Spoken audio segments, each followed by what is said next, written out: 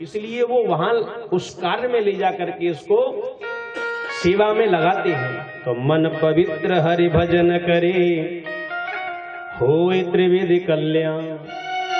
और महाराज जब तक मन पवित्र नहीं है, सब कुछ कर लेना, किसी भी जगह से कल्याण होने वाला। मन के बिना देखना, इस मन की इंद्रियों के घोड़े भगे, इनमें हरदम ये संयम के कोड़े लगे। अपने रथ को सुमार्ग दिखाते चलो। और आगे कृष्ण गोविंद गोपाल गाते चलो। यही तो देवहूति मैया ने किया था। अब 9 कन्या हुई और एक कन्या एक कुल को नहीं, 2-2 कुल को तार देती है। ये भी ध्यान रखना, पुरुष पर तो सिर्फ एक ही परिवार की जिम्मेदारी रहती है और कन्या पर 2-2 की। आगे कथा आएगी। और क्योंकि उसे अपने पिता की इज्जत रखनी और उधर अपनी धर्म के स्वरूप में जो पति स्वीकार किया है उसकी देहली की भी इज्जत रखनी। घर के पिता से डोली इज्जत से विदा की जाती है और पति के घर से अर्थी इज्जत से विदा की जाती है। तो अच्छी तरीके से सत्कार व्यक्ति के संस्कारों से किए जाते हैं। कुल पवित्र जननी कृतार्था वसुंधरा पुष्पवती चतेन। और ऐसी जब कन्याओं को देख करके धरती माता भी पता है अपना वक्षस्थल, अपनी छाती चौड़ी कर देती है। वाह मेरी बेटियों, तुम्हारी वजह से इस धरती पर ऐसी ऐसी भामाशाह स्त्रियां पैदा हुई जिन्होंने अकबर बाबर जैसी लक्ष्मीबाइयों ने खड़े होकर के युद्ध में डट करके सामना किया। ये भारत की ही तो ब्रजांगना है, ये भारत की ही तो स्त्रियां हैं। परंतु कब? जब कुल पवित्र जननी किए और कुल को पवित्र वसुंधरा भी खड़ी होकर के उनका सहयोग प्रदान करती है। परंतु आजकल तो महाराज एक कहावत चल गई है बहुत ज्यादा, मेरो बालक मेरी छोरी जहां पाम मार देना वहीं पानी चू जाएगा।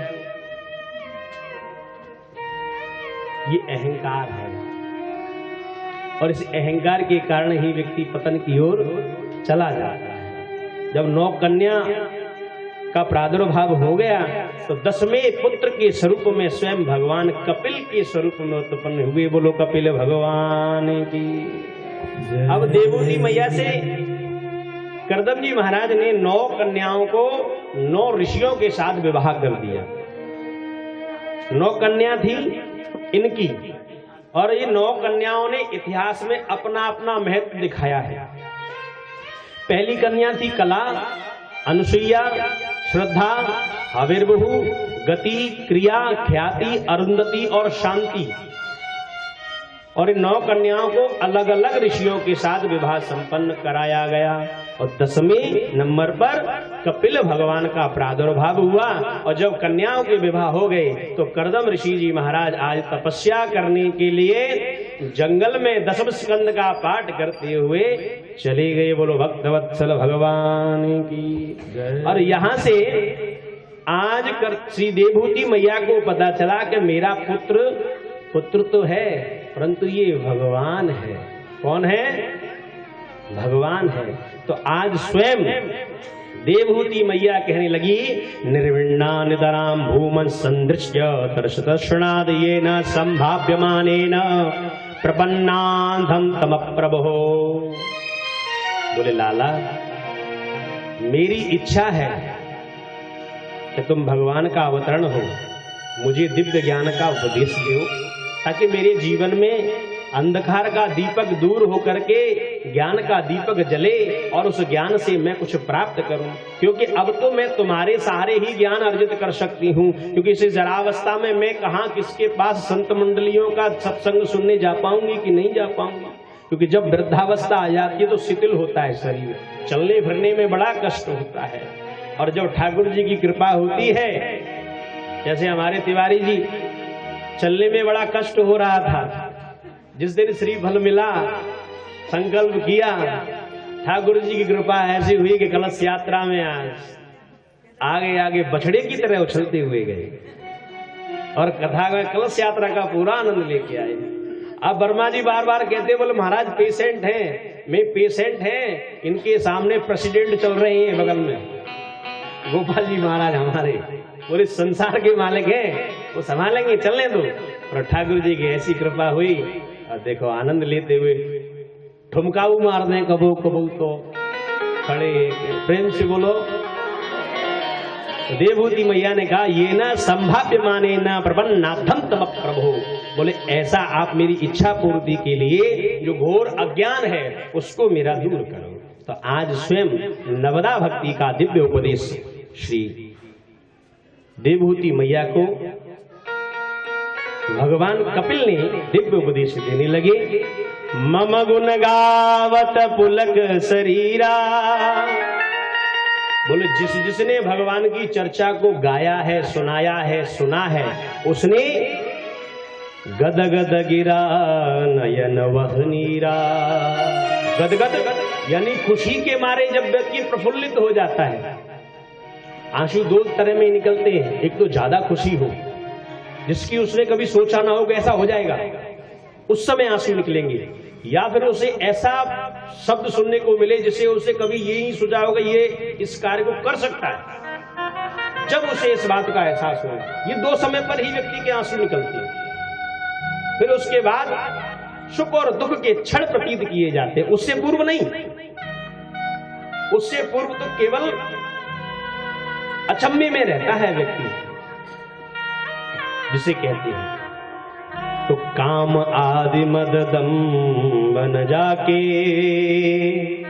तात निरंतर बस में ताके। जो दम्भ अहंकार ईर्ष्या जो भरी हुई है, लाला या को दूर कर ऐसा कोई उपाय है? बोले हाँ है। बोले क्या है?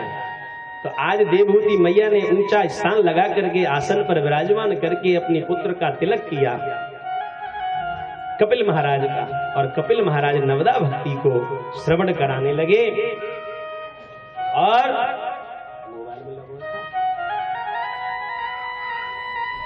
जब श्रवण कराने लगे तो नवदा भक्ति प्रारंभ हुई जिस तरीके से रामायण में श्री तुलसीदास जी ने लिखा। बोले क्या? प्रथम भगति संतन कर संगा, प्रथम भगति संतन कर संगा, प्रथम भगति संतन कर संगा, प्रथम भगति संतन कर संगा, दूसरे रति मम कथा प्रसंगा। दूसरे रति मम कथा प्रसंगा। प्रथम तो छेड़ते क्यों आप? इसको छेड़ा करो, जैसा चल रहा है उसे चलने दो। प्रथम भगति संतन कर संगा, प्रथम भगति संतन कर संगा, दूसर रति मम कथा प्रसंगा, दूसर रति मम कथा प्रसंगा। प्रथम भगत, पहली भक्ति प्रथम भगत संतन कर संजा, संतों का सज्जनों का संग करें, संगति करें अच्छी। क्यों?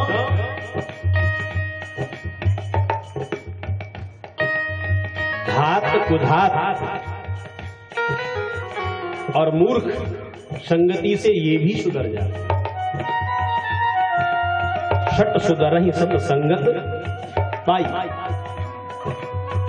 और महाराज दूसरी रति मम कथा प्रसंगा, जैसे हमारे कर्नल साहब कथा का आनंद ले रहे हैं, बैठे रति प्रेम, क्योंकि है ही ऐसे क्षेत्र से जो प्रेम का खजाना है, जिसे ब्रज कहते हैं, और उसके लिए दुनिया दीवानी है, और उसकी छाया आहा जिसको मिल जाए जीवन धन्य, उनका परिवार धन्य। दूसरे रते मम कथा प्रसंगा, दूसरे रत मम कथा प्रसंगा। और वहां पर तीसरी कथा को बतलाया, गुरुपद पंकज सेवा तीसरी भगति अमान, चौथी भगति मम गुण गण करई कपट तज ज्ञान। सीताराम राधे श्याम प्रेम से बोलो राधे श्याम, ओ प्रेम से बोलो राधे श्याम। चौथी कथा के बारे में बोलने लगे। चौथी जो भक्ति है गुरुपद पंकज सेवा। सेवा अभी आया था, श्रवणम कीर्तनम विष्णु स्मरणम पाद सेवनम अर्चनम वंदनम दास्य सख्यम आत्मनिवेदनम। ये 9 प्रकार की भक्ति है। ये संस्कृत में रही, ये हिंदी में है जो तुलसीदास जी लिख रहे हैं। और चौथी भगति मम गुणगण, गुणों को दोहराते रहे। जैसे भगवान का दर्शन करने गए और विचार कर रहे हैं, हनुमान जी महाराज की पोशाक जब पहनाई गई, महाराज आहा हा, जब उस दर्शन को निहारो, एक हाथ में गदा है, एक हाथ में पर्वत है। राघवेंद्र सरकार को निहारो, एक हाथ में बाण है, एक हाथ में धनुष है। श्री जनक नंदिनी खड़ी हुई है,